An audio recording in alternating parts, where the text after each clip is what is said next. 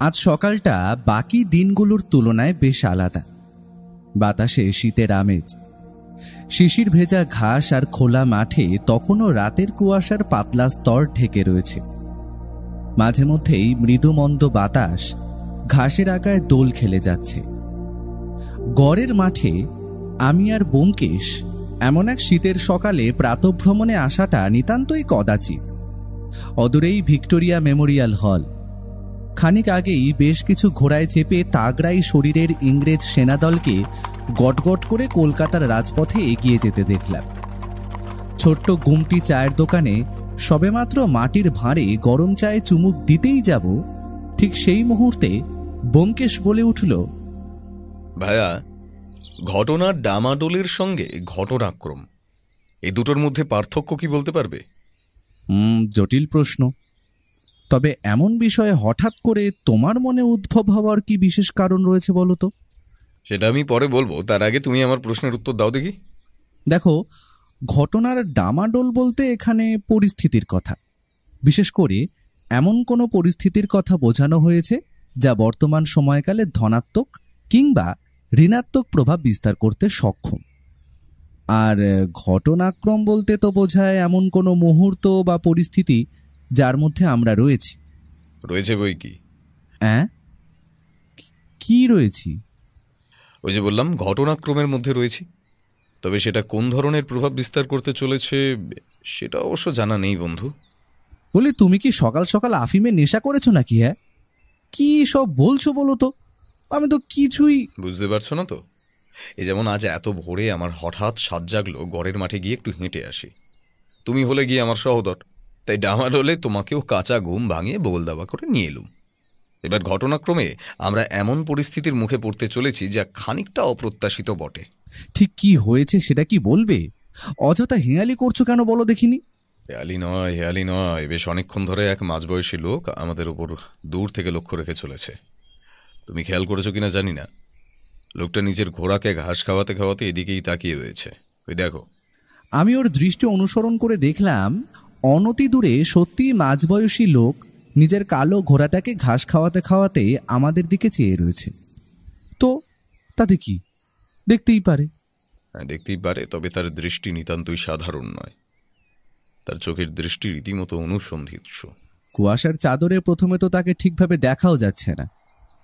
তবে কি ব্রিটিশ সরকারের অশ্বারোহী বাহিনীর পুলিশের লোক নাকি? সেটা হলে তো ঘোড়া নিয়ে তারা তো টহল দেবেই, এটাই তো স্বাভাবিক। না, আমার বিশ্বাস তিনি পুলিশের লোক নন। আমি যদি খুব ভুল না হই, উনি খানিকক্ষণের মধ্যেই এদিকে আসবেন। তুমি এতটা নিশ্চিত হচ্ছ কি করে? আমার ষষ্ঠ ইন্দ্রিয় সেটাই বলছে। হয়তো ওনার কোনো বিশেষ প্রয়োজন রয়েছে। হাসালে ভায়া। হ্যাঁ, মানছি লালবাজারে তোমার সাথে মাঝে মধ্যে প্রয়োজন হয়। তোমার বাঙালি মক্কেলের সংখ্যাও নেহাত কম নয়। তবে আজ পর্যন্ত এমন কোনো ঘটনা ঘটেনি যেখানে কোনো লোক এই ভোরবেলায় তোমায় কেস এনে হাতে তুলে দেবে। এটা আমি মানতে পারলাম না ভায়া। ওই যে প্রথমেই বলেছিলাম, ঘটনাক্রমে আজ ঠিক এমনটাই ঘটতে চলেছে। চাটা শেষ করে মাটির ভাঁড়টা নোংরা ফেলার জায়গায় ছুঁড়ে ফেলে একটা সিগারেট ধরাতেই যাব, ঠিক সেই সময় বাতাস কাঁপিয়ে একটা চিহি চিহি শব্দ কানে এলো। কালো তেজিয়ান ঘোড়াটা এদিকেই ছুটে আসছে। তার পিঠে বসে থাকা সেই মাঝবয়সী লোকটা লাগাম টেনে ধরতেই ঘোড়াটা তার সামনের দুই নাল পড়া পায়ের খুর শূন্যে তুলে মাটিতে রাখল।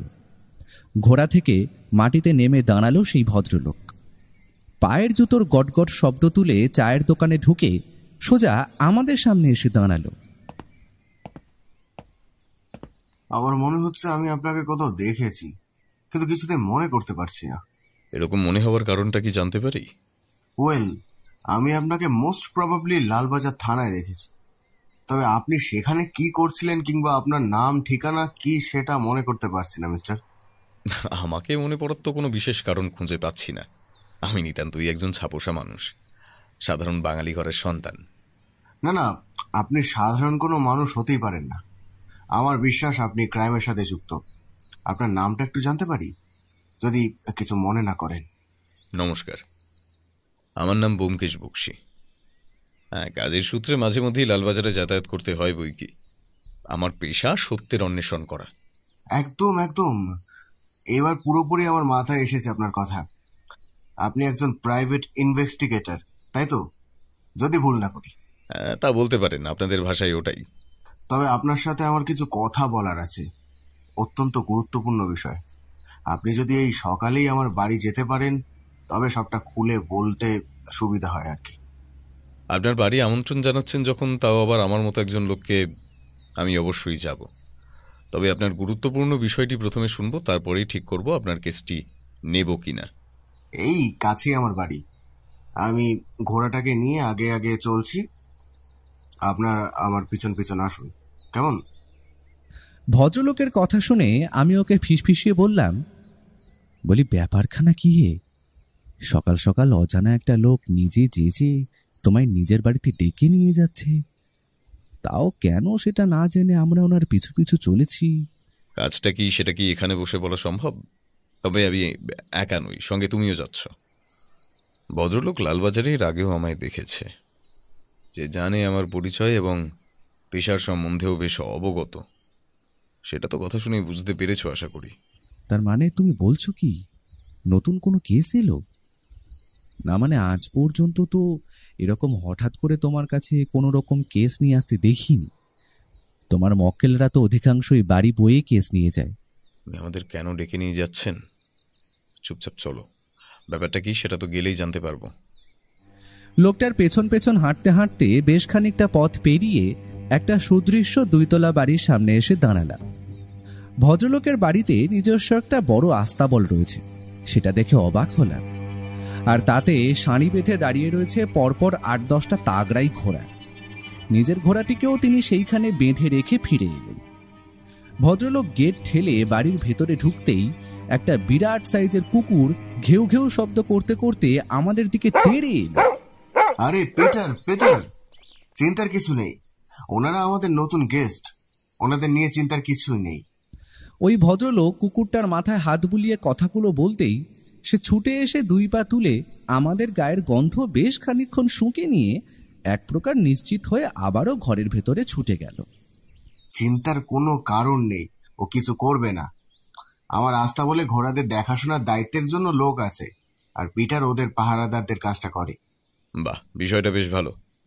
তবে আপনি আমায় যে কেসটা দিতে চলেছেন সেটা কি ঘোড়া সংক্রান্ত কিছু কি, বা রেসের মাঠের মধ্যেকার কিছু? বিরাট হলঘরের মাঝে একটি সোফার দিকে ইঙ্গিত করে ভদ্রলোক বললেন, প্লিজ হ্যাভ আ সিট। আমরা দুজনে সোফায় বসতেই ভদ্রলোকও সামনের আর একটা সোফায় গা এলিয়ে বসে পড়ল। নাও get back to the business. হয়তো খুব তাড়াতাড়ি আমি আপনাদের বাড়ির ঠিকানায় যেতাম, ভালোই হলো আজ দেখা হয়ে গেল। ঘটনাটা ঠিক কি একটু খুলে বলবেন? বলবো, আর বলবো বলেই তো ডেকে এনেছি।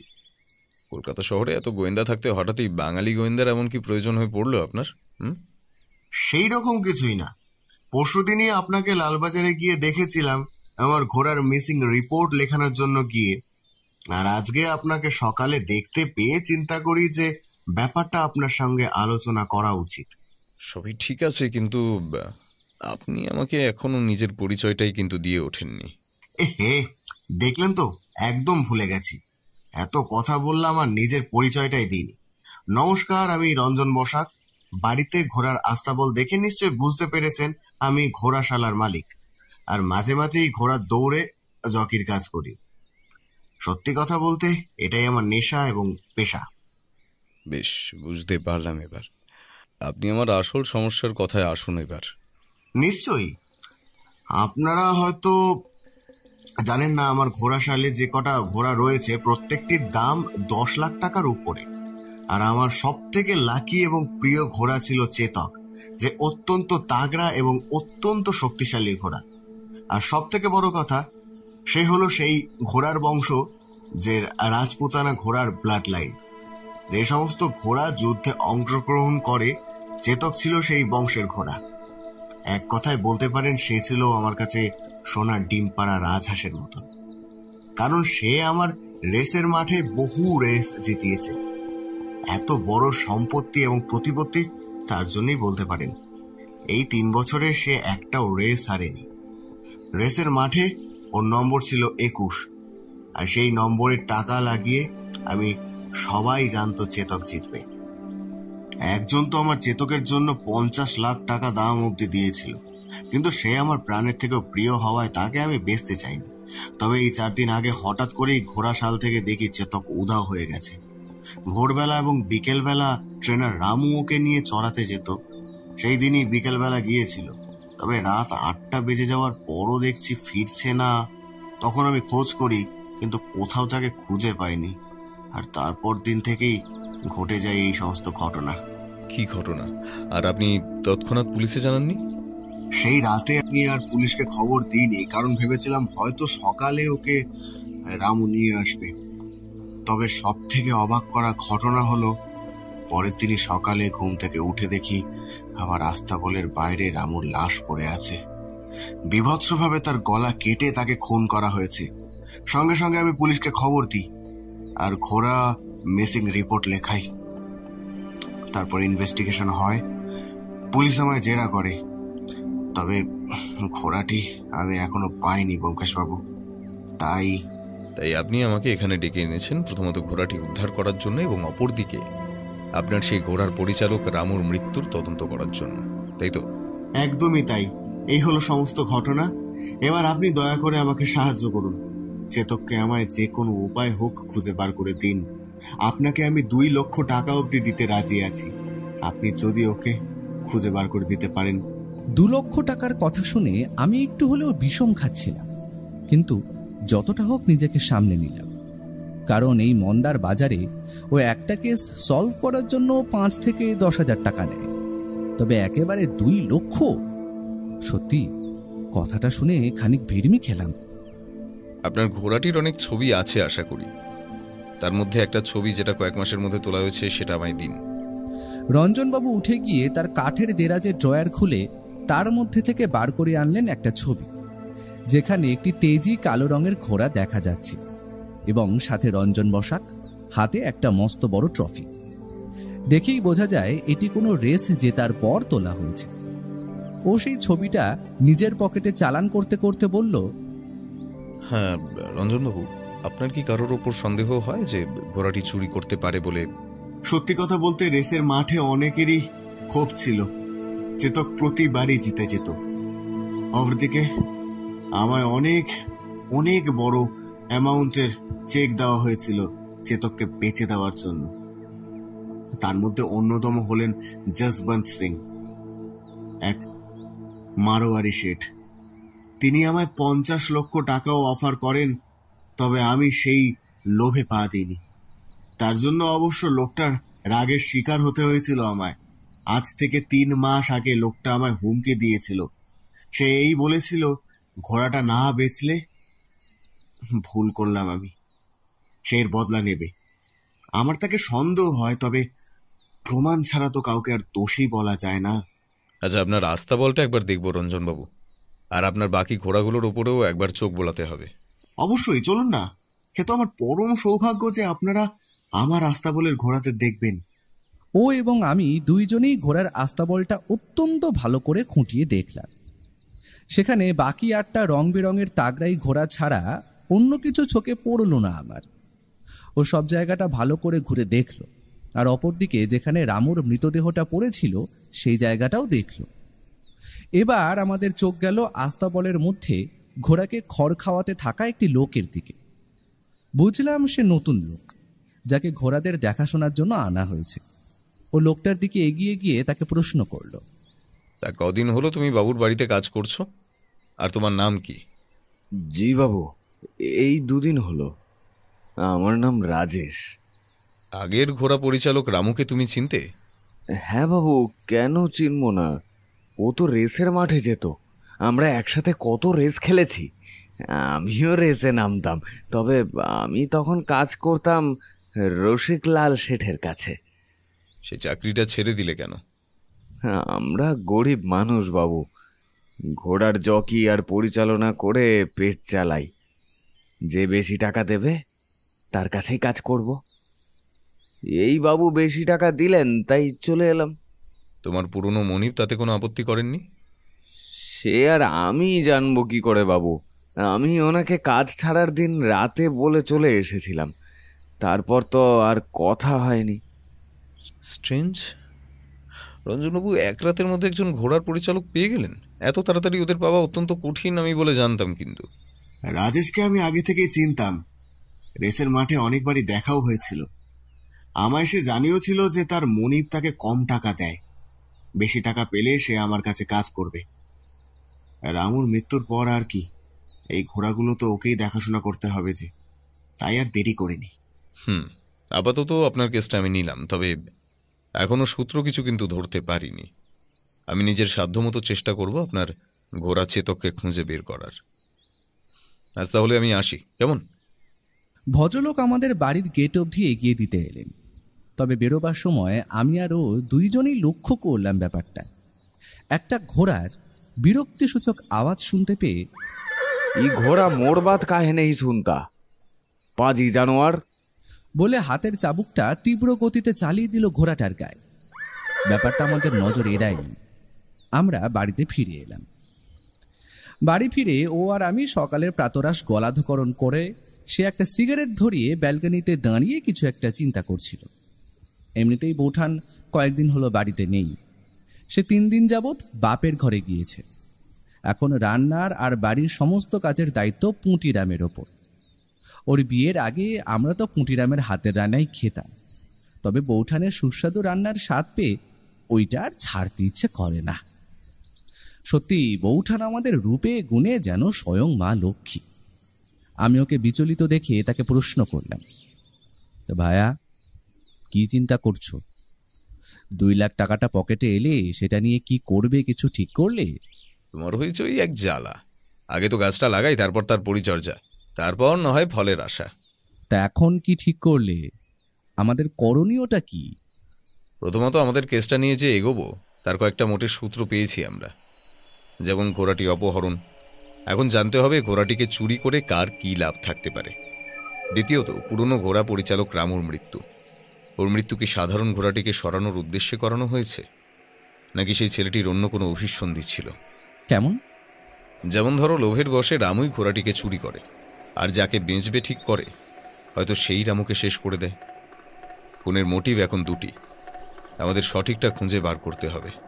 একটা কথা কিন্তু আমায় ভাবাচ্ছে, ওটা তো একটা ঘোড়া, সেটা তো আর আংটি বা হীরের মতো না যে যেখানে পারবে লুকিয়ে রাখতে পারবে, তাই না? একদমই সঠিক। তবে আমাদের এখন যে সূত্রগুলো পেয়েছি সেইগুলো নিয়েই এগোতে হবে, বুঝলে ভায়া? আর আমার বিশ্বাস রঞ্জন বসাক তোমাকে ওই রামুর মৃত্যুর তদন্ত করতে নিয়োগ করেনি। ওটা বলতে হয় তাই বলেছে। ওই 80 লক্ষ টাকা দামের ঘোড়া খুঁজে বার করাই হলো আমাদের আসল কাজ। আমাদের একবার যশবন্ত সিং লোকটার বাড়ি থেকে ঘুরে আসতে হবে, বুঝলে? লোকটারও ঘোড়াশালে অনেক ঘোড়া আছে। চেতককে সে সেখানে রাখবে না জানি, তাও আমি লোকটাকে একবার পরখ করে দেখতে চাই সে কোনোভাবে চুরির সঙ্গে যুক্ত হয়েছে কিনা। তুমি ভাবলেই উনি ওনার আস্তাবল তোমায় যেচে দেখাবেন? দেখাবেন ভায়া, নিশ্চিত দেখাবেন। একজন লোক যদি ওনার ঘোড়া কেনার জন্য আসে তবে কয়েক লক্ষ টাকা মুনাফা পাওয়ার জন্য নিশ্চিত দেখাবেন, আর তার জন্য লাগবে ছদ্মবেশ। তুমি যদি আমার সঙ্গে যেতে চাও তবে তোমাকেও ছদ্মবেশ নিতে হবে কিন্তু। তাই হবে।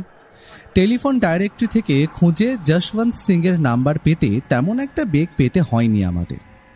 ও টেলিফোনে ওনার নাম্বার ডায়াল করে নিজের গলাটিকে যতটা সম্ভব নামিয়ে অন্য কণ্ঠে বলতে শুরু করলো। হ্যালো, নমস্কার, বলছি যশবন্ত সিং আছেন? ও আচ্ছা, আপনি তিনি। নমস্কার, আমি শুভেন্দু নস্কর।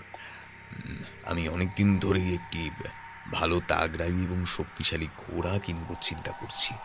তা আপনার কাছে তো শুনেছি অনেক ঘোড়া আছে, তা আমি কি সেইগুলো দেখতে আসতে পারি?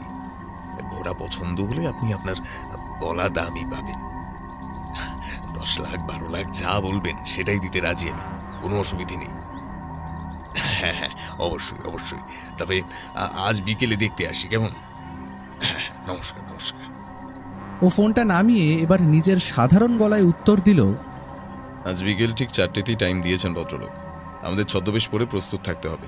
আর তুমি কিন্তু ভুল করে মুখ খুলে বলে ফেলো না যে আমরা রঞ্জন বসাকের বাড়ির ঘোড়শালাটিও দেখতে গিয়েছিলাম, মনে থাকে যেন। ওখানে তুমি যতটা সম্ভব চুপ থাকার চেষ্টা করো, যা কথা বলার আমি বলবো। কি ছদ্মবেশ নেবে ঠিক করলে? ও তুমি বিকেলেই দেখতে পাবে। আমি এখন একটু থানায় বিধুবাবুর সঙ্গে কথা বলে আসি। রামু ছেলেটার মৃত্যুর কি কি তথ্য ওনারা এতক্ষণে আবিষ্কার করতে পেরেছেন সবটা আমায় জানতে হবে। আরও নতুন কিছু তথ্য জানতে হবে, সেটা জানা ছাড়া সম্ভব নয়। তুমি এক কাজ করো, গুটিরামের সঙ্গে বসে বসে ওর হাতে হাতে কিছুটা কাজ এগিয়ে দাও। জো হুকুম। তবে পুলিশ তো আশা করা যায় আমাদের রঞ্জনবাবুকে একবার না হোক একবার তো জেরা করেইছেন। তুমি ওনাদের কাছে গেলে নিশ্চিত আরও কোনো নতুন তথ্য জানতে পারবে আশা করি। দুপুরের আগে আগেই সে ফিরে এসেছিল বটে, তবে তখন আর তাকে বিরক্ত করিনি। সেই দিন দুপুরের খাবার শেষ করে একটু ভাত ঘুম দিয়েছিলাম। ঠিক ওই 4টে নাগাদ একজন লোক আমাদের ঘরে প্রবেশ করে আমাদের ঘুম থেকে ডাকল। লোকটার মাথায় বেশ লম্বা লম্বা চুল, সাথে একটা সাদা রঙের টুপিও আছে। মুখের দিকে তাকাতেই লক্ষ্য করলাম সেখানে তখন বিরাজ করছে একটা বড় মিলিটারি গোঁফ। তার উপর লোকটার পরনের শার্ট, প্যান্ট, এমনকি জুতোটাও সাদা রঙের। গলায় সোনার হার এবং হাতের 4 আঙুলে 4টে করে সোনার আংটিও লক্ষ্য করলাম। এইরকম সাজে আমিও প্রথমে বুঝতে পারিনি এটা ব্যোমকেশ। কি ভাইয়া, এই পোশাকটা ঠিক আছে তো? ঠিক ওই উঠতি বড়লোকদের মতো লাগছে না? 10 লাখ টাকার একটা ঘোড়া কিনতে যাচ্ছি, এতটা বাহার মানাবে আশা করি। তুমিও তৈরি হয়ে নাও।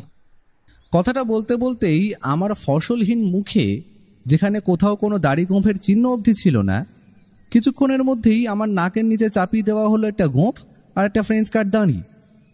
সত্যি কথা বলতে আমার ছদ্মবেশের দরকার তেমন একটা ছিল বলে তো আমি মনে করি না, তবুও সাবধানতা অবলম্বন করতে চায়। মাথায় রেখো, তোমার নাম অংশু নস্কর আর আমি শুভেন্দু নস্কর। তুমি আমার নিজস্ব ভাই, আর আমরা ঘোড়া খুঁজছি রেসের মাঠে ঘোড়া নামাবো বলে। এই তথ্যগুলোই প্রথমে মাথায় রাখো। তোমায় গলা পরিবর্তন করার দরকার নেই, ওটা আমায় করলেই হবে। বিকেল ওই 4:30 নাগাদ ট্যাক্সি আমাদের পৌঁছে দিল শেঠ যশবন্ত সিংজির বাড়ির বড় ফটকের বাইরে। দারোয়ানকে আশা করা যায় বলাই ছিল, তাই সে আমাদের দোতলা মহলের মতো বাড়িটার বৈঠকখানায় বসিয়ে নিজের মনিবকে ডাকতে চলে গেল। কিছুক্ষণ অপেক্ষা করার পর দোতলার সিঁড়ি থেকে একজন মাঝবয়সী পেট মোটা লোককে আমরা নামতে দেখলাম। ভদ্রলোক যে শৌখিন তাতে কোনো সন্দেহই নেই। আমাদের কাছে এসে নমস্কার জানিয়ে তিনি অন্য একটি সোফা দখল করে হিন্দি বাংলা মিলিয়ে বললেন, জি আপ লোক बैठिए। আমি আস্তাবলের সব ঘোড়া একদম ক্লিন করে রেখেছি। All are very good Suvendu বাবু। আপনি যেটা দেখবেন সেটাই আপনার পছন্দ হয়ে যাবে। All horse are very good blood line. তাই রেসের মাঠে নামলে আপনি জিতবেন, আমায় বিশ্বাস করুন। ও যতটা সম্ভব নিজের গলার স্বরটা একটু নামিয়ে অন্যরকমভাবে জবাব দিল, দেখুন, আমি একটা তাগড়াই ঘোড়ার খোঁজ করছি যেটা আমায় সব রেস জিততে হেল্প করবে। তা আপনি যদি আমায় এমন ঘোড়ার খোঁজ দিতে পারেন, আমি আপনাকে মুঁহ মাঙ্গা রকম দেব। Sure sure. আপনি কেমন ঘোড়া চাইছেন একটু বলবেন? আপনি তো রেসের মাঠে যান আশা করি। আমি 3 মহিনা আগে রেসের মাঠে একটা কালো রঙের বেশ তাগড়াই ঘোড়া দেখেছিলাম।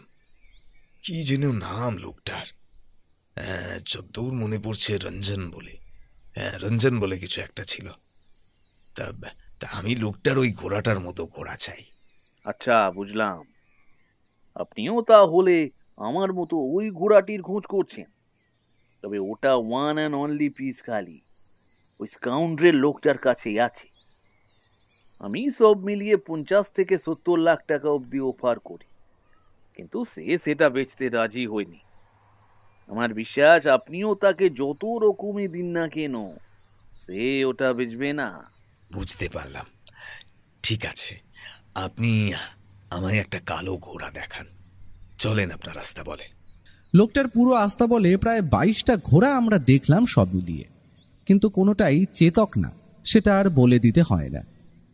সমস্ত ঘোড়াগুলিই ও অত্যন্ত মনোযোগ সহকারে দেখল, তবে সন্দেহজনক কিছু লক্ষ্য করতে পারলো বলে তো আমার মনে হয় না। এমন সময় যশবন্ত সিং লোকটা মাথা নিচু করে বলে উঠল, রঞ্জনকে আমি তখন রাগের মাথায় হুমকি দিয়েছিলাম আর উল্টা সিধা বাত বি করেছিলাম। আমার সেটা করা উচিত হয়নি, এখন সেটা বুঝতে পারছি। অবশ্যই, যে লোকের সব থেকে পছন্দের ঘোড়া তাকে সমস্ত রেসে জিততে সাহায্য করে, কোটি কোটি টাকা সে জিতে আনে, তবেই তাকে কেন সে বেচবে? একদম ঠিক বলেছেন আপনি। আপনার কি কোনো ঘোড়া এখনো পছন্দ হলো?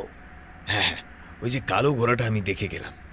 বাড়িতে যাই দেন, আমি যদি ডিসাইড করি, যদি কিনি, অবশ্যই আমি আপনাকে কল করব। ঠিক আছে। আজ তাহলে উঠি, কেমন? ওটা কি? কোনটা? ও হাত দেখালো। আস্তাবলের থেকে খানিকটা দূরে ছোট মতো একটা অন্য আস্তাবল ঘরের দিকে। ওখানেও যে একটা ঘোড়া বাঁধা আছে তাতে কোনো সন্দেহই নেই। আমরা সেই দিকে এগিয়ে গেলাম। ও আমার সব থেকে প্রিয় ঘোড়া লক্ষ্মী, তবে ও এখন অন্তঃসত্ত্বা, তাই ওই ঘোড়াটাকে সবকটার থেকে আলাদা করে রেখেছি। আমার বুকের ভেতরটা কেমন যেন ধুকপুক করতে শুরু করলো। বুঝতে পারলাম ওটা রোমাঞ্চে এবং নতুন তথ্য আবিষ্কারের আশায়। ওই আস্তাবলে যে ঘোড়াটি আছে সেটা চুরি যাওয়া ঘোড়াটি নয় তো? ও ঘোড়াটাকে আপনি বেচবেন না আশা করি, তবুও কি তাকে দেখা যায়? লোকটা হয়তো নাই বলতো, তবে আমতা আমতা করে হ্যাঁ বলল। হ্যাঁ দেখবেন বলছেন, মানে না, চলুন দেখাই আপনাদের। তবে ওটা কিন্তু বিক্রির জন্য না, ও আমার সব থেকে প্রিয় ঘোড়া। ওটা আমি নিজের পার্সোনাল ইউজের জন্য রেখেছি। ও কিন্তু কোনোদিন রেসের মাঠে যায়নি, সুতরাং আপনাদের ওকে দেখে তেমন একটা লাভ হবে না। তাও বলছেন যখন চলুন। ভদ্রলোক আমাদের নিয়ে গেলেন ওই ছোট আস্তাবলের দিকে। তবে ঘোড়াটিকে সম্পূর্ণভাবে চারিদিক থেকে ঘিরে রাখা, ভালো করে দেখা না গেলেও বুঝতে পারলাম এটাও কালো রঙের, তবে বেশ তাগড়াই। ঘোড়াটা আমাদের দেখে অবজ্ঞা ভরে একটা নিঃশ্বাস ছাড়ল। আমরা সেই আস্তাবল থেকে বেরিয়ে এলাম রাস্তায়। রহস্য রহস্য, একটার পর একটা রহস্য ধরা দিচ্ছে। যা দেখলাম তাতে বুঝলাম লোকটা দেখতে সাধারণ হলেও বেশ একটা সুবিধের নয়। আর শেষের কালো ঘোড়াটিকে ঘিরে রেখেছে যেভাবে, সে কিছু একটা আড়াল করতে চাইছে। তুমি কি সন্দেহ করছো ওই ঘোড়াটি চেতক? সেটা এখনো বলার সময় আসেনি। বলে আমরা রাস্তার দিকে পা বাড়াতে যাব, এমন সময় অদ্ভুত একটা ঘটনা ঘটে যাবে আমি স্বপ্নেও কল্পনা করতে পারিনি। ব্যাপারটা আমার চোখের সামনে এতটা তাড়াতাড়ি বা আকস্মিকভাবে ঘটল তা বলার আমার ভাষা নেই। কারণ আমরা রাস্তা পার করে ওপারের দিকে যেতে যাব, ঠিক সেই সময় অপর দিক থেকে তীব্র গতিতে একটা সাদা রঙের গাড়ি ধেয়ে এলো আমাদের দিকে। রাস্তায় অন্য একজন মাঝবয়সী গোবেচারা লোকও রাস্তা পার করছিল। গাড়িটা যেভাবে আমাদের দিকে এগিয়ে আসছিল তাতে বলা চলে এক ধাক্কায় সে 3 জন মানুষকেই সাবার করে দিত। আমি নিজের প্রতিবর্ত ক্রিয়ার ওপর ভরসা করে নিজেকে খানিকটা পিছিয়ে নিয়ে ওর উদ্দেশ্যে চিৎকার করে বলে উঠলাম, সরে যাও ওখান থেকে, না হলে বিপদ। ও যে কতটা চনমনে সেটা তখন লক্ষ্য করলাম। সে এক লাফে গিয়ে ধাক্কা মারল মাঝবয়সী লোকটাকে। সঙ্গে সঙ্গে সেও ডিগবাজি খেয়ে পড়লো পাশের রাস্তায়। সাদা রঙের গাড়িটা ততক্ষণে দ্রুত গতিতে পাশ কাটিয়ে হারিয়ে গিয়েছে অপর কোনো গলির মধ্যে। মাঝবয়সী ভদ্রলোকের হাতে পায়ে ভালো মতো কয়েকটা জায়গায় ছড়ে গেছে। আমি বুঝতে পারলাম কেউ বা কারা চায় না আমরা এই তদন্তে এগোই, তাই তারা পুরোপুরিভাবে আমাদের শেষ করে দিতে চেয়েছিল। কী রহস্য লুকানোর চেষ্টা করা হচ্ছে এখানে? আমরা কি পারবো সেই রহস্যের সমাধান করতে? সে যাই হোক, ও এখন লোকটার হাতে এবং পায়ে ছড়ে যাওয়া জায়গাগুলোর দিকে দেখে পাশের রাস্তার চায়ের দোকানের থেকে জল এনে সেখানে দিচ্ছে। রাস্তায় তখন ছোটোখাটো ভিড় জমা হতে শুরু হয়েছে। আমরা ভদ্রলোককে চায়ের দোকানে ধাতস্থ হতে রেখে সেখান থেকে বেরিয়ে পড়লাম বাড়ির উদ্দেশ্যে। ও খালি নিচু স্বরে আমায় বলল, ব্যাপারটা যতটা সহজ ভেবেছিলাম ততটা সহজ নয়। এটা প্রাণঘাতী হামলা যখন করানো হয়েছে, সুতরাং বলা চলে ব্যাপার অত্যন্ত জটিল এবং ঘোরতর। আমরা সঠিক পথেই এগোচ্ছি বন্ধু। সেই দিন বাড়িতে ফিরে ওকে বেশ চিন্তিত দেখলাম। কি চিন্তা করছে সেটা অবশ্য জিজ্ঞেস করা হলো না, কারণ ও কাজের সময় বা চিন্তা করার সময় বিরক্ত করা একদম পছন্দ করে না। সময় আসলে আশা করি ও নিজেই সবটা আমায় জানাবে। তবে আমার মনে তখন উকি দিচ্ছে কিছু প্রশ্ন, যেমন এই হামলাটা কে করাতে পারে, আমাদের ওপর নজর রাখা হচ্ছে কি, যশবন্ত সিংয়ের আস্তাবলের সেই ঘোড়াটি কি চেতক, রামুর মৃত্যুর কারণ কি। এই সমস্ত কিছু চিন্তা করতে করতে আমি ঘুমিয়ে পড়লাম। রাতে একটা অদ্ভুত স্বপ্ন দেখলাম আমি, যেখানে একটা রেসের মাঠে একসাথে অনেকগুলো ঘোড়া দৌড়াচ্ছে, আর একটা কালো রঙের ঘোড়া সবকটা ঘোড়াকে পেছনে ফেলে ধুলো উড়িয়ে রেস জিতে নিল। স্বপ্নটা সত্যি অদ্ভুত। পরের দিন সকালে যখন ঘুম থেকে উঠলাম তখন প্রায় বেলা 10টার কাছাকাছি। আমি ওকে উদ্দেশ্য করে প্রশ্ন করলাম, কাল থানায় গিয়ে তেমন কিছু লাভ কি হলো? নতুন কিছু তথ্য কি আবিষ্কার করতে পারলে? হ্যাঁ, বিধুবাবু আমায় জানালেন যে রামু নামের যে ছেলেটি মারা গিয়েছে তার স্বভাব চরিত্র অত্যন্ত ভালো ছিল। সে ঘোড়াটিকে চুরি করতেই পারে না। ওনাদের বিশ্বাস ঘোড়াটিকে অপহরণ করে তারপরেই ছেলেটিকে মেরে ওইভাবে ফেলে দেওয়া হয়। আর বিধুবাবু অন্য একটা বিষয়ও জানান যে রেসের মাঠে নাকি আজকাল কিছু স্মাগলিং জাতীয় জিনিসও ঘটছে সবার অগোচরে। পুলিশ অনেকদিন থেকেই তাদের ধরার চেষ্টাও করছে। ওইসবের পেছনে নাকি লুকিয়ে আছে অনেক বড় বড় মাথারা, যারা এক একটি গ্যাং বলা চলে। তবে আমি বিশ্বাস করি ঘোড়াটি চুরি হওয়ার পেছনে এই গ্যাংয়ের কোনো একটা তো হাত আছে, কারণ যে খুনটা হয়েছে তা কিন্তু একজনের পক্ষে করা অসম্ভব। তার মানে এখন তোমার মাথায় 3টে দায়িত্ব চাপলো আশা করি। কারণ প্রথমত রামু ছেলেটির খুনের তদন্ত তুমি করছো, অপরদিকে ঘোড়া উদ্ধার, আর অপর একটা কাজ, আর সবশেষে যোগ হলো এই নতুন স্মাগলিং গ্যাং। আমার বিশ্বাস এরা ছোটোখাটো চুনোপুটি নয়, এরা এক একটা রাঘব বোয়াল। আর এদের বাগে আনা এতটা সহজ হবে না। একটা কথা জানো তো ভাইয়া, কান টানলে মাথা আসে। ঘোড়া চুরির ঘটনা যখন বাইরে এসেছে তখন বুঝে নাও কানটা আমরা পেয়ে গেছি। এখন কানটা টেনে ধরতে পারলেই মাথাটাও বেরিয়ে পড়বে। আজ সকাল থেকেই একটা জিনিস কি তুমি লক্ষ্য করেছো? ব্যাপারটা আমি না ঘুম থেকে উঠে থেকেই দেখছি, তবে এখনো পর্যন্ত জানাইনি তোমায়। আমি কেসটা নিয়ে ঘরে বসে চিন্তায় মগ্ন ছিলাম, তাই অন্য কিছু ভাববার সময় হয়ে ওঠেনি। একবার ঘরের জানলার পর্দাটা সরিয়ে ওই রাস্তার পাশের বড় বটগাছটার দিকে তাকাও তো, দেখো তো কি দেখতে পাও। ও আমার কথা শুনে অপেক্ষা না করেই হালকাভাবে পর্দাটা সরিয়ে উকি মারলো আমার দেখানো বটগাছটার দিকে। তারপর আমার দিকে ফিরে বলল, সাধারণ গোবেচারা পাগল বলেই মনে হচ্ছে। আসলে হঠাৎ করেই আমাদের বাড়ির বাইরে বটগাছতলায় আজ সকাল থেকেই নতুন একটা পাগল এসে আস্তানা গেড়েছে। ওই লোকটাকে পুরো পাড়ায় এত বছর কোথাও চোখে পড়েনি। হঠাৎ করেই যেন আবির্ভাব হয়েছে তার।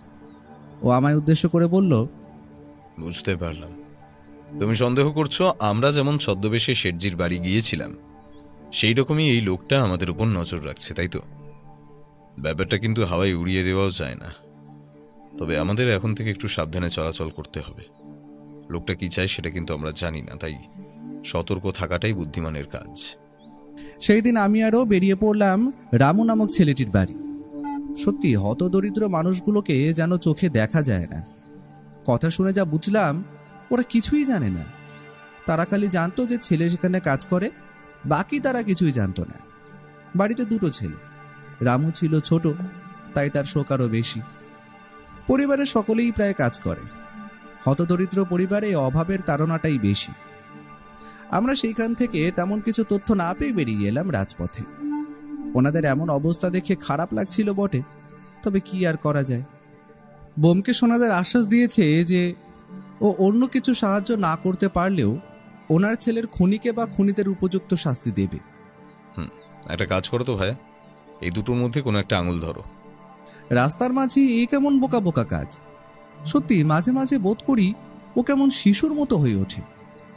সে যাই হোক, আমি ওর হাতের একটা আঙুল ধরতেই সে বলল, তবে আজ আমরা বিকেল বেলায় ঘোড়ার রেস দেখতে যাব। রেসের মাঠে কি রহস্য লুকিয়ে আছে। অপরদিকে আমি খবর নিয়ে দেখেছি আজ রঞ্জন বসাকের নতুন ট্রেনের চেতকের বদলে অন্য ঘোড়া নিয়ে নামবে। সুতরাং বলা চলে আমাদের সেই রেস দেখতে যাওয়া উচিত। নতুন একটা অভিজ্ঞতা হবে, কি বলো? ভোরের স্বপ্ন সত্যি হয় জানতাম, তবে এত তাড়াতাড়ি পূরণ হয় সেটা জানতাম না। আমি এত বছর কলকাতায় থাকলেও কোনোদিন ঘোড়ার গাড়ি চড়িনি, আর এ তো সোজা ঘোড়ার রেস দেখাতে নিয়ে যাবে বলছে।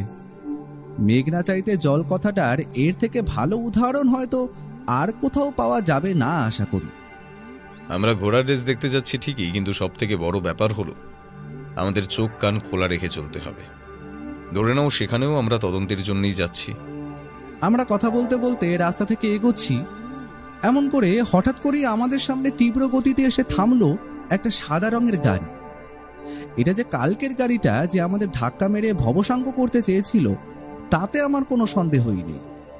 তবে গাড়িটা এমনভাবে আমাদের সামনে এসে থামলো কেন? উত্তরটা ভাবার চেষ্টা করব, তার আগেই গাড়ি থেকে নেমে এলো কালো মাস্ক পরা এবং সারা শরীর কালো পোশাকে আপাদমস্তক ঢাকা 3জন লোক। এদের প্রত্যেকের হাতেই একটা করে পিস্তল। সুতরাং ওর কাছে নিজের বন্দুক থাকলেও সেটা এখন এতজনের সামনে বার করা সঠিক হবে না ঠিক করেই হয়তো ও নিজেকে আত্মসমর্পণ করে হাত দুটো ওপরে তুলে দিল। আমি ওর দেখা দেখি তাই করলাম। হঠাৎ করেই ওদের মধ্যে একজন আমাদের উদ্দেশ্যে হুমকির সুরে বলে উঠল, তাড়াতাড়ি গাড়িতে ও হারামজাদা, বেশি কাঁই করলে এখানেই শেষ করে দেবো। আমরা আর কথা না বাড়িয়ে উঠে গিয়ে বসলাম সেই সাদা রঙের গাড়িটার পেছনের সিটে। লোকগুলো আমাদের মাঝখানে বসিয়ে নিজেরা গাড়ির সিটে বসলো। তারপর বলল, গাড়ি ছাড়, এক জায়গায় বেশিক্ষণ দাঁড়ানো সেফ না। কেউ কিছু বুঝতে পারলে অথবা পুলিশ কিছু জানতে পারলে কেলেঙ্কারি হবে। কথাটা বলার সাথে সাথেই লোকগুলো আমাদের নিয়েই গাড়ি ছেড়ে দিল। লোকগুলোর মতলব যে কি তা ঠাউর করতে পারলাম না। ওদের একজন ব্যোমকেশের দিকে তাকিয়ে বলল, তোর নাম ব্যোমকেশ আশা করি। খুব বার বেড়েছিস তাই না? টিকটিকি হয়েছ, খুব বড় টিকটিকি। গোয়েন্দাগিরি ফলাচ্ছ। আজকের মতো ছেড়ে দিলাম, তবে পরের বার যদি সাক্ষাৎ হয় তবে মাথায় রাখবি সেটাই তোদের শেষ দিন। ওর নার্ভ যে কতটা শান্ত তা আজ ঠাউর করতে পারলাম। সে নিজের গলাটাকে যতটা সম্ভব চড়িয়ে বলল, তাদের মতো ভাড়াটে গুন্ডাকে এই টিকটিকি ভয় করে না। যে গ্যাংয়ের লোকই তোরা হোস না কেন, সব কটাকে জেলের ভাত খাওয়াবো। নাহলে আমি আর নিজেকে সত্যের নেশি বলবো না। সাহস দেখেছ সাব?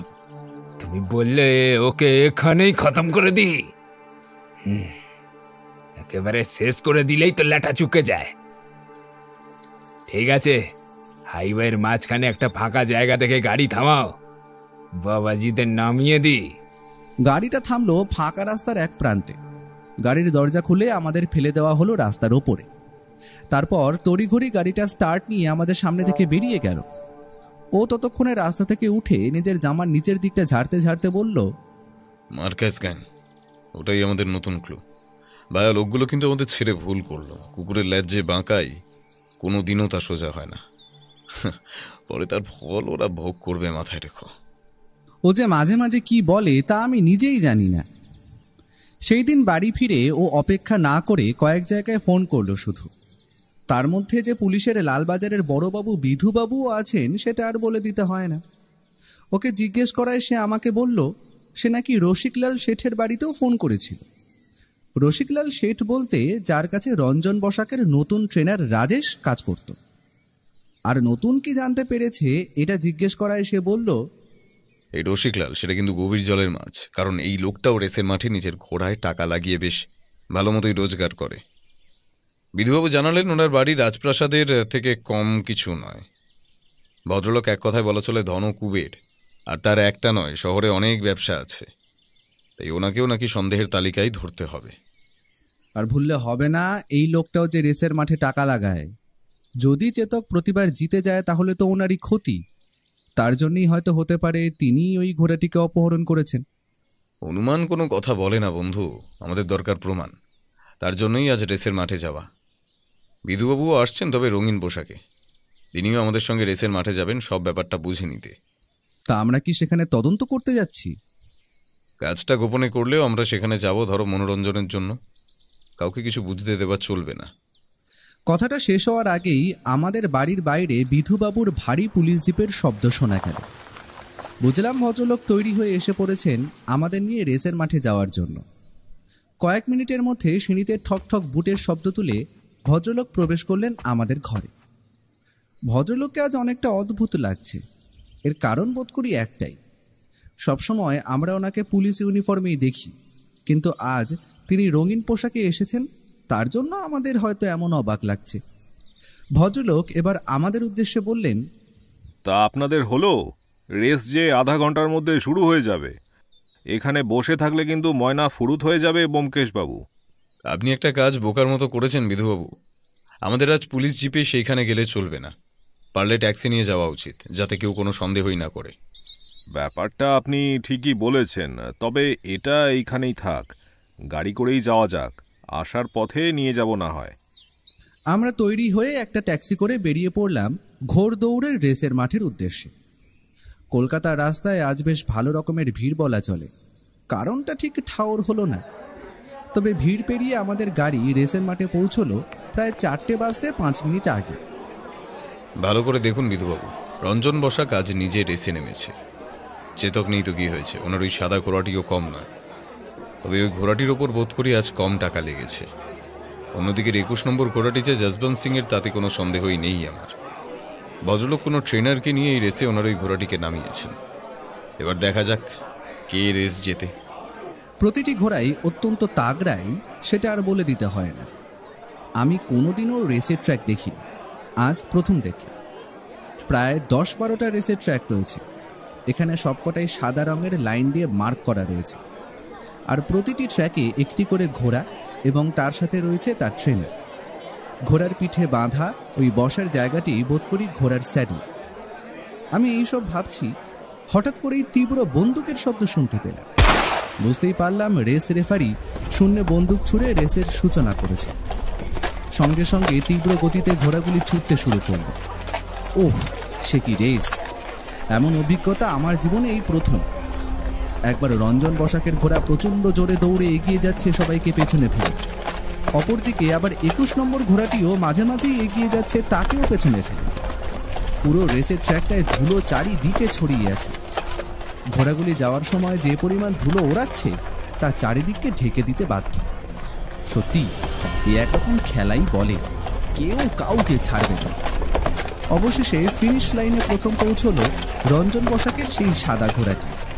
সাদা ঘোড়াটির উপর আজকে আশা করি টাকা লাগায়নি, তাই ওটা জেতার ফলে বেশিরভাগ মুনাফা পাবে রঞ্জন বসাক। কিন্তু ট্রফি দেওয়ার পর ওখানে ওটা কি চলছে? আমরা রেস শেষ হওয়ার পরও চারিদিকটা দেখার জন্য প্রায় আধ ঘন্টা অপেক্ষা করছিলাম।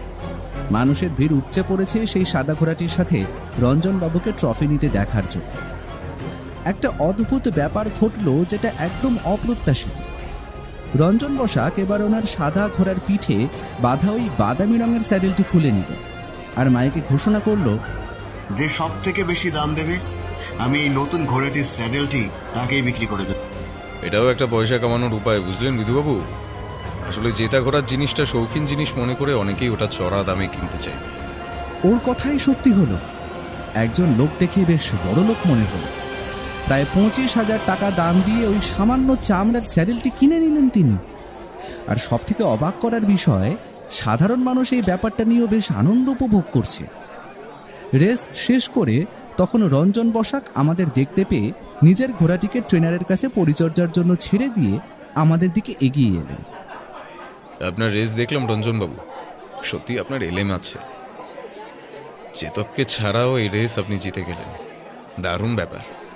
অনেক ধন্যবাদ আপনাকে ব্যোমকেশবাবু, কিন্তু চেতককে ছাড়া আমার ভালো লাগে না। ওকে খুঁজে বার করার কাজ কত দূর? আপনারা কি ওকেই খুঁজতে এসেছেন? একদমই না, আমার এই বন্ধুটি কোনোদিন রেস দেখেনি বলল, তাই ওকে দেখাতে আনলাম। সত্যি আপনার জবাব নেই, তবে আমি আমার মতো চেষ্টা করছি আপনার ঘোড়াটিকে উদ্ধার করা। আমার বিশ্বাস বেশি সময় লাগবে না আর তাকে উদ্ধার করতে। রহস্যের জাল অনেকটাই গুটিয়ে এনেছি, এখন মাছ টোপ গিললেই তুলে নেব। আপনার চিন্তা করতে হবে না। অনেক ধন্যবাদ আপনাকে, সেটারই অপেক্ষায় রইলাম। তবে আপনি আপনার ওই স্যাডেলটি বিক্রি করে দিলেন? ভদ্রলোক হো হো করে হেসে বললেন, এটা একটা পয়সা কামানোর উপায়ও বলতে পারেন। জেতা ঘোড়ার যে কোনো জিনিস সাধারণ মানুষ প্রায় অনেক টাকা দিয়ে কিনে নিতে চায়। এই স্যাডেলটার দাম 10,000 টাকাও হবে না। দেখলেন আমি এটা কত সহজে 25,000 টাকায় বিক্রি করে দিলাম। বুঝলাম। আজ তবে আসি, কেমন? নতুন কোনো তথ্য আবিষ্কার করলে আমি নিশ্চিত আপনাকে জানাবো। ধন্যবাদ। বলে আমরা নমস্কার জানিয়ে সেই স্থান থেকে বেরিয়ে এলাম। তবে ওর কপালে কেন যে ভ্রুকুটি সেটা ঠিক ধরতে পারলাম না। সে কি রেসের মাঠে নতুন কোনো তথ্য আবিষ্কার করেছে নাকি? সবটাই ওই জানি, কিন্তু ওকে এখন প্রশ্ন করা বৃথা। জানি কোনো প্রশ্নের উত্তরই পাওয়া যাবে না। বিধুবাবু নিজের জিপ নিয়ে চলে যাওয়ার আগে সন্ধ্যার ওই হালকা আলোতেও আমরা খেয়াল করলাম বটগাছের নিচে তখন ওই সকালের দেখা পাগলটা বসে নিজের মনে ভুলভাল বকছে আর আমাদের বাড়ির দিকে তাকিয়ে আছে। সত্যি ব্যাপারটা বড়ই সন্দেহজনক। ব্যাপারটা ওরও দৃষ্টিগোচর হয়নি, তবে ওর কথা চিন্তা করলে ও কেসে মন দিতে পারবে না আশা করি। সন্ধ্যায় আমি আর ও তখন বসে কেসটা নিয়ে খানিকটা কথা বলছি। ঠিক এমন সময় পুঁটিরাম আমাদের সামনে চায়ের ট্রেটা রেখে গেল। ও তখন উঠে হালকা পায়চারি করতে করতে চিন্তা করছিল। গরম চাটা যে এইদিকে নিজের মতো ঠান্ডা হয়ে যাচ্ছে সেই দিকে তার যেন খেয়ালই নেই। এমন সময় হঠাৎ করেই ও নিজের পকেট হাতড়ে বার করে আনলো একটা সিগারেট, আর সেটা ধরিয়ে একটু শুক টান দিল। ধোঁয়াটা উড়ে ঘরের পেছন দিকে দরজার দিকে যেতেই লক্ষ্য করলাম ব্যাপারটা। ও যেদিক করে পেছন ঘুরে দাঁড়িয়েছে সেই দিক দিয়ে উকি মারছে একটা নারী মূর্তি। এ যে আমার অত্যন্ত চেনা মুখ, এ যে বৌঠান, মানে আর কেউ না, ব্যোমকেশের সহধর্মিনী। আমার দিকে তাকিয়ে সে মুখে আঙুল দিয়ে বুঝিয়ে দিল ওকে বুঝতে না দিতে। আমি বুঝতে পারলাম সে ভায়াকে হঠাৎ সামনে এসে চমকে দিতে চাইছে। এতদিন পর বৌঠান বাড়ি ফিরল বলে কথা। আমি আর কথা না বলে চুপচাপ হাসি হাসি মুখ করে বসে রইলাম সোফার ওপর, আর মনে মনে প্রমাদ করলাম, কারণ ওর হাতে জ্বলছে আধ খাওয়া সিগারেট। এদিকে বৌঠানের কড়া নির্দেশ আছে, দিনে 2টোর বেশি খাওয়া একদমই চলবে না। আর এই কয়েকদিন বৌঠান না থাকায় তার বেঁধে দেওয়া গণ্ডি অতিক্রম করেছে। এই ব্যাপারটা নিয়ে ছোটখাটো একটা গৃহযুদ্ধ লাগতে পারে এমন একটা আশঙ্কা আমার মন করছিল। ও সোফায় এসে বসার সাথে সাথেই বৌঠান ছুটে এসে ওর চোখে নিজের 2টো হাত রেখে বন্ধ করে দিল। তারপর বলল, বলো তো আমি কে? 7 জন্ম একসঙ্গে থাকবো যখন ছাদনাতলায় ফোন করেছিলাম, তাও আবার 7 পাকে ঘুরে, তখন কি আর এই কোমল হাত আর এমন কণ্ঠ বলা যায়? দোষ, তুমি প্রতিবার দৌড়ে ফেলো, এর জন্যই ভালো লাগে না। বৌঠান, তুমি কিন্তু ভুলে যাচ্ছ তুমি একজন ডিটেকটিভের স্ত্রী। হ্যাঁ, ওটাই আমার সবচেয়ে বড় দুর্ভাগ্য আর কি। তো তোমরা দুজন মিলে বাড়িটার অবস্থা কি করে রেখেছো? এ মা, ছি ছি ছি ছি, একটু তো পরিষ্কারও করতে পারতে বলো। শুধু বসে বসে খেয়েছো, রান্নার বাজারটাও তো বোধহয় পুটিরাম করে দিয়েছে। তোমরা কি ঘরের কাজটা করলে কদিনে? মহারানী, আপনি একটু বসুন, আর এই যে চাটা এখনো ঠান্ডা হয়নি, এটা খেয়ে আমায় উদ্ধার করুন। অত জ্ঞান শুনতে আমার ভালো লাগছে না। ঠাকুরপো, দেখছো তো ওনার অভ্যেসটা? 2 দিন বাড়িতে নেই, তাতেই আমার আর ভালো লাগছে না। 1 সপ্তাহের জন্য গেলে তো বোধহয় চিনতই না আমাকে। সে যাই হোক, ঘরে প্রবেশ করতেই দেখি যে একটা সিগারেট জ্বালিয়ে খেলে, আর ওই অ্যাস্ট্রেতে তো এখনো 4, 10, 12টা সিগারেটের অবশেষ পড়ে আছে। 3 দিনে তো 6টা থাকার কথা। আমি আর বললাম না।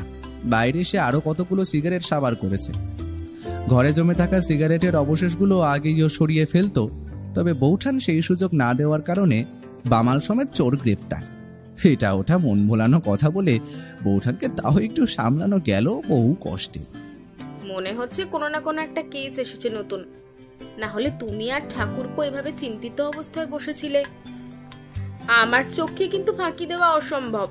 সত্যি গোয়েন্দাগিরি বটে আমাদের বৌঠান, ওর উপযুক্ত সহধর্মিনী।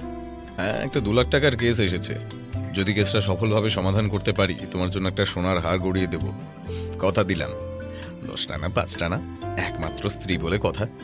সে তুমি যতই কথা ঘোরানোর চেষ্টা করো, বেশি সিগারেট খাওয়ার শাস্তি তুমি পাবেই। বৌঠান এবং ওর এই ছোটখাটো মিষ্টি কলহ বিদ্বেষ আমি খুব উপভোগ করি। আমার মতে এইগুলোই কোনো একটা সম্পর্কে ভালোবাসা বাড়ায়। আর এই 2 লক্ষ টাকার কেসটা কি গো ঠাকুরপো? তুমি তো এই সবে এলে, একটু বিশ্রাম নাও, পরে আস্তে আস্তে সব বলবো। বৌঠান ঘরের দিকে গেল। ও যেন একটু হাঁপ ছেড়ে বাঁচল। তারপর আমার উদ্দেশ্যে বলল, এই জন্য বলি, তুমি বিয়ে না করে বেশ ভালোই আছো ভাইয়া। তবে কাল তৈরি থেকো, অনেক দরকারি কাজ আছে। কেসটা অনেকটাই গুটিয়ে এনেছি, আশা করি আর বেশি সময় লাগবে না। পরের দিন সকালে যখন ঘুম ভাঙল তখন প্রায় বেলা ওই 10টার কাছাকাছি। বৌঠানকে জিজ্ঞেস করায় সে বলল ও নাকি বাজারের দিকে গেছে। ও যখন ফিরল তখন বেলা ওই 10টা 30-এর কাছাকাছি। তড়িঘড়ি সে পোশাক পাল্টে আমায় উদ্দেশ্য করে বলল, ভাইয়া ওঠো, জলদি তৈরি হয়ে নাও। বিধুবাবু টেলিফোন করেছিলেন, একটা অত্যন্ত গুরুত্বপূর্ণ কাজ আছে। কোনোভাবে বিধুবাবু এবং পুলিশ নাকি সন্দেহ করেছেন রসিকলাল নামের এই লোকটা এই সমস্ত বিষয়ের সঙ্গে যুক্ত। সেখানে গেলে চান্স আছে আমরা রঞ্জন বসাকের ঘোড়াটির খোঁজ পেয়ে যেতে পারি। রসিকলাল মানে ওই রঞ্জন বসাকের কাছে ট্রেনার হিসেবে জয়েন করা ছেলেটির পুরনো মনিব, তাই তো? হ্যাঁ, একদম ঠিক বলেছো তুমি। আমরা কি ঘোড়াটার বিষয়ে খালি তদন্ত করতে যাচ্ছি? আর সার্চ ওয়ারেন্ট কি পেয়েছেন বিধুবাবু? একদমই না, আমরা ঘোড়াটির বিষয়ে তদন্ত করতে যাচ্ছি না। আমরা যাচ্ছি আরও বড় কিছুর একটা দাও মারতে, কারণ আমরা যে মার্কাস দলের কাছ থেকে হুমকি পেয়েছিলাম আর যারা আমাদের উপর গাড়ি থেকে প্রাণঘাতী হামলা চালায়, বিধুবাবু নাকি সন্দেহ করছেন এই সমস্ত কিছুর পেছনে মাস্টারমাইন্ড হলেন এই রসিকলাল। আর মার্কাস গ্যাংকে পরিচালনার দায়িত্বেও নাকি আছে এই রসিকলালই। তার মানে তো স্মাগলিং এর ঘটনার সাথে ওনার যোগ থাকতে পারে, কি বলো? অবশ্যই, বিধুবাবুরা তো সেটারই সন্ধানে যাচ্ছেন। যদি কোনো স্মাগলিংয়ের জিনিস উদ্ধার করা যায় আর তার সঙ্গে বাড়িটা চেকিং যখন হবে, পুরো বাড়িটা ঘুরেও দেখা হবে, সেখানে কোনো ঘোড়া আছে কিনা সেটাও দেখা হয়ে যাবে। তার মানে বলতে চাইছো এক ঢিলে দুই পাখি, তাই তো? ঢিলটা আগে ছুঁড়েই দেখা যাক, পাখি কিছু হাতে আসলে তো শোনায় সোহাগা। চলো বেরোনো যাক। আমরা কথা বলতে বলতেই তার মাঝে বিধুবাবুর 3টে পুলিশ জিপ এসে দাঁড়ালো আমাদের বাড়ির সামনে। আমরা আর সময় নষ্ট না করেই উঠে বসলাম তাতে। গাড়িটা আমাদের থামালো একটা মহলের মতো দেখতে বড় বাড়ির সামনে। বাড়ির সিংহ দরজাটাই এত বড় আর কি বলবো। আর বাড়ির গেট পেরিয়ে বাগানের নুড়ি পাথর বেছানো পাকা পথ দিয়ে এগোতে এগোতে একটা ঝর্ণাও নজরে পড়ল।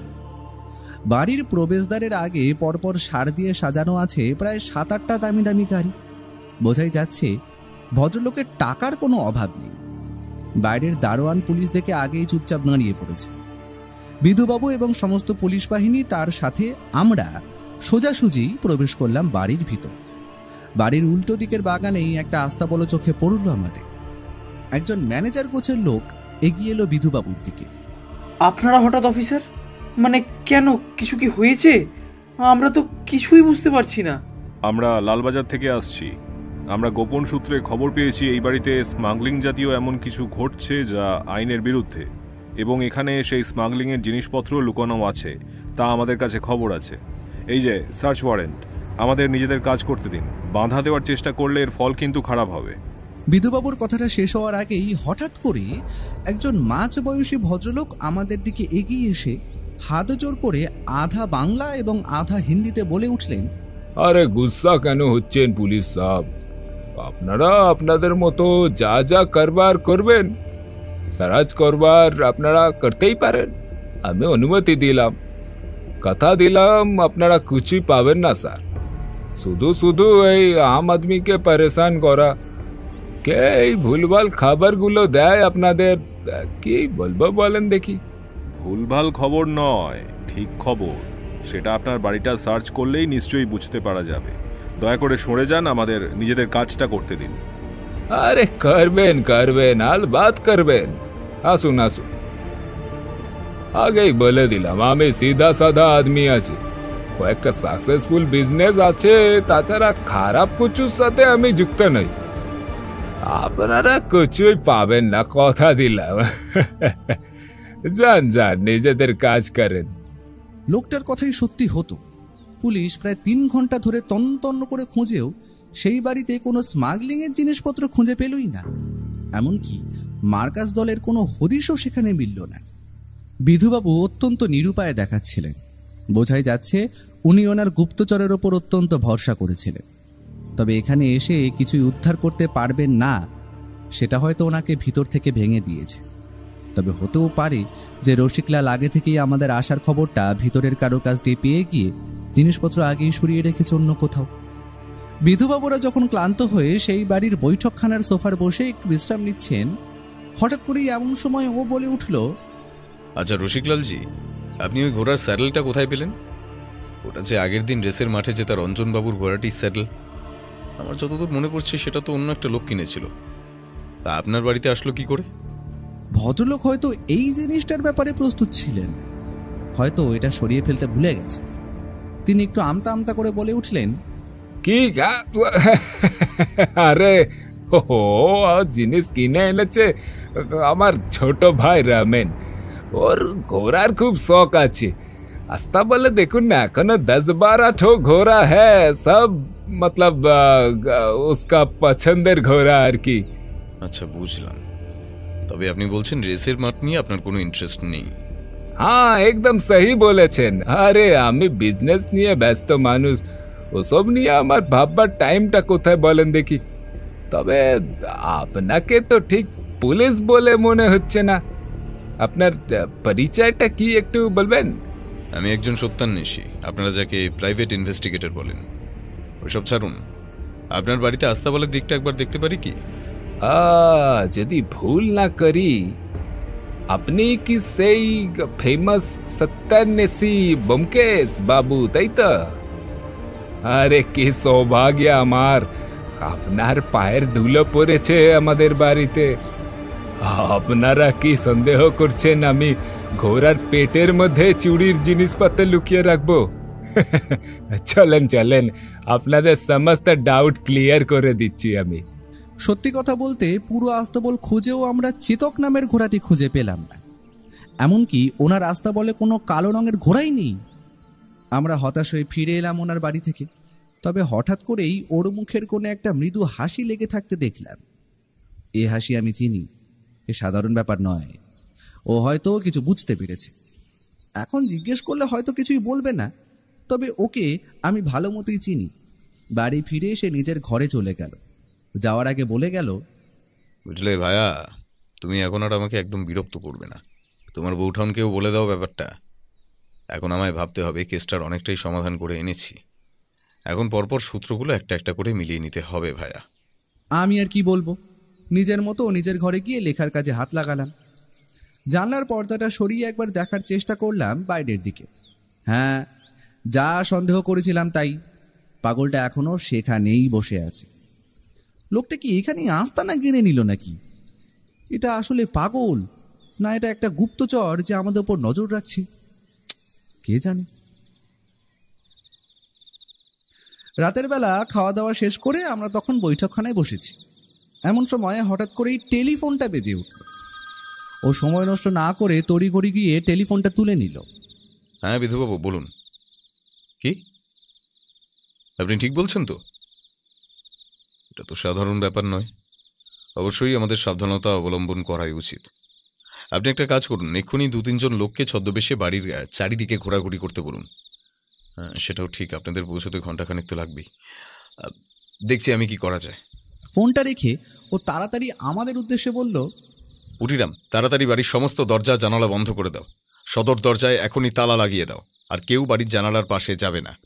বিধুবাবু খবর দিয়েছেন আজ রাতে আমাদের বাড়িতে নাকি হামলা হতে পারে।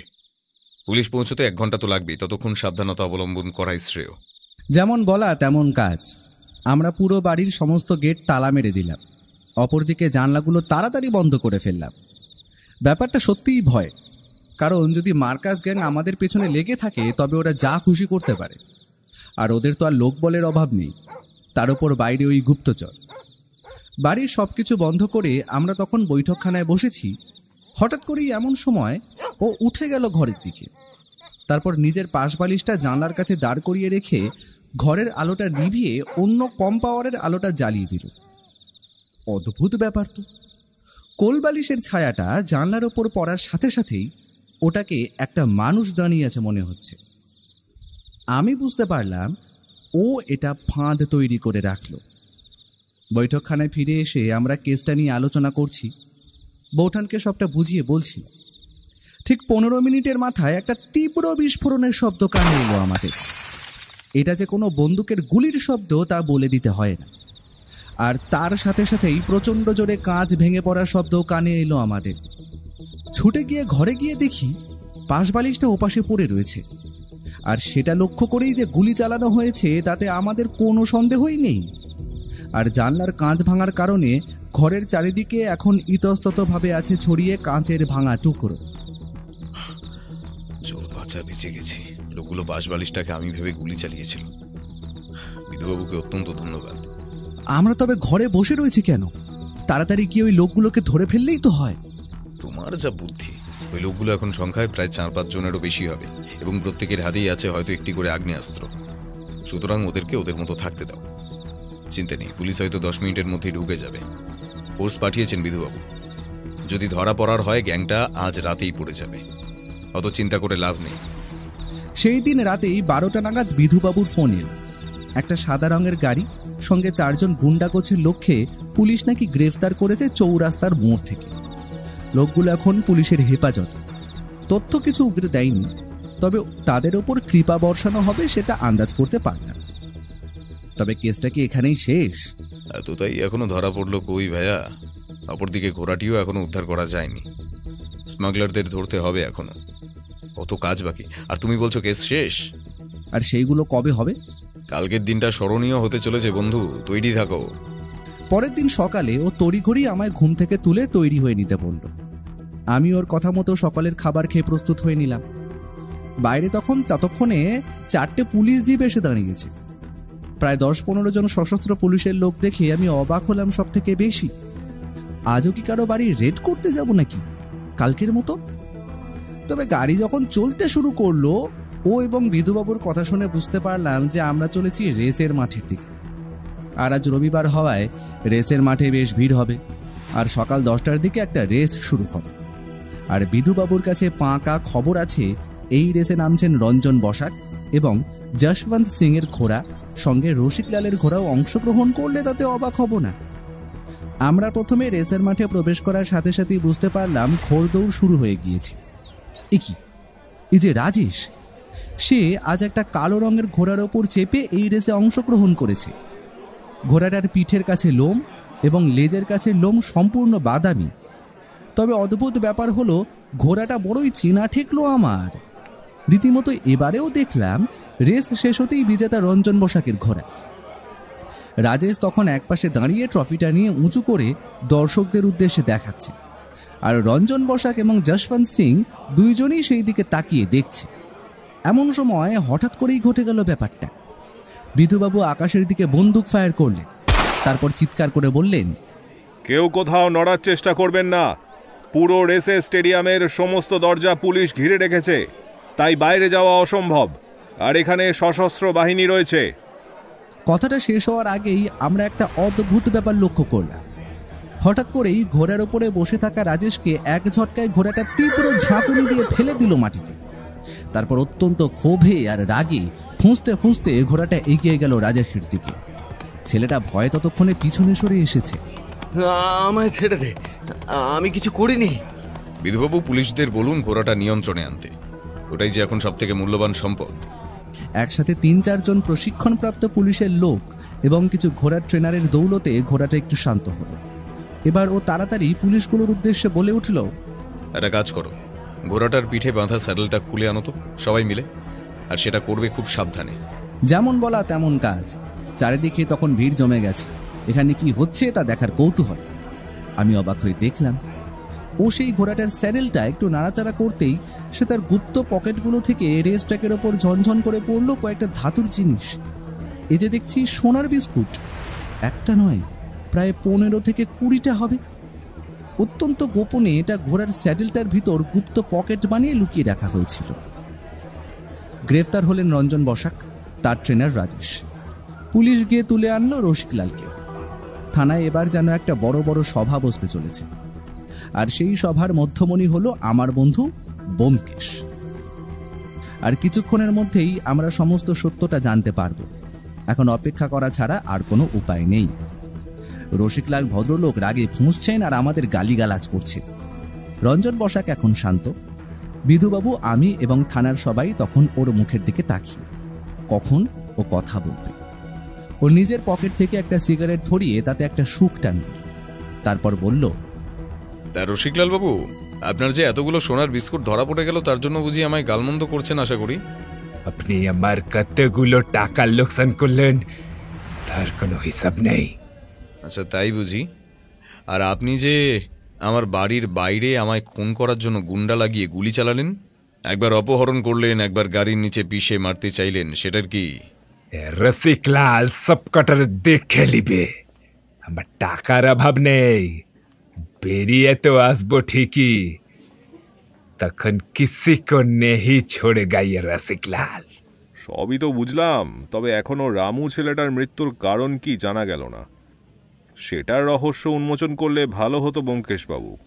তাহলে যে প্রথম থেকেই শুরু করতে হয়? তাই করুন না হয়।